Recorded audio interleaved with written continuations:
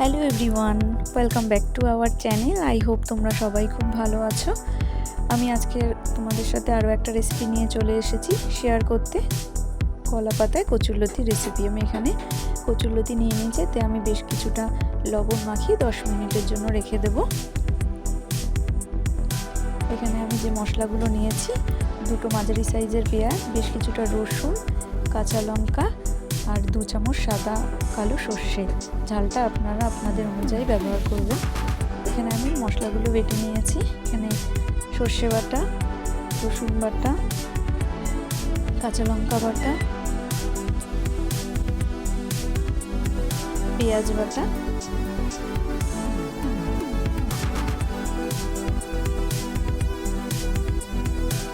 সামান্য পরিমাণ চিনি। এখানে আমি লবণের ব্যবহার করিনি, যেহেতু আমি কচুরলতিতে আগেই লবণ মাখিয়ে রেখেছি, সেই জন্য।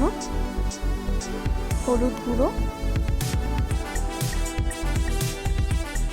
বেশ কিছুটা পরিমাণ সর্ষের তেল দিয়ে আমি এই সব উপকরণগুলো একসাথে ভালোভাবে মেখে নেব।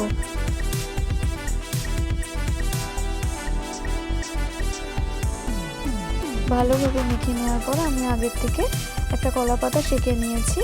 এবার কলা পাতাতে আমি অল্প পরিমাণ তেল দিয়ে কলা পাতাটা ভালোভাবে মাখিয়ে নেব।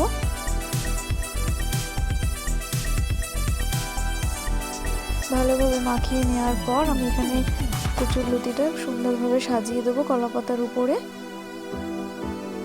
সাজিয়ে নেওয়ার পর আমি কড়াইতে একটা কলা পাতা দিয়ে কচুরলতিটা বসিয়ে দেবো।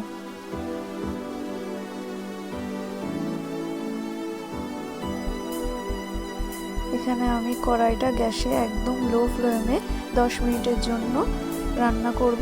এবার এখানে যে পাত্রে আমি মেখেছিলাম উপকরণগুলো, সেই পাত্রে সামান্য একটু জল দিয়ে এর উপর দিয়ে ঢাকা দিয়ে দেব 10 মিনিটের জন্য।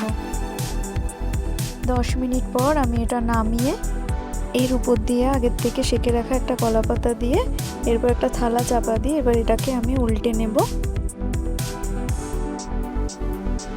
এটা উল্টে নেওয়ার পর আমি এর উপর দিয়ে কলা পাতাটা আস্তে করে উঠিয়ে নেব।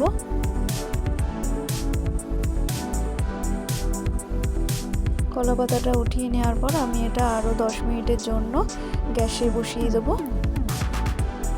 আমাদের রান্না প্রায় কমপ্লিট। দেখুন কত সুন্দর হয়েছে। আজকে ভিডিওটা যদি ভালো লেগে থাকে অবশ্যই কমেন্ট করে জানাবে।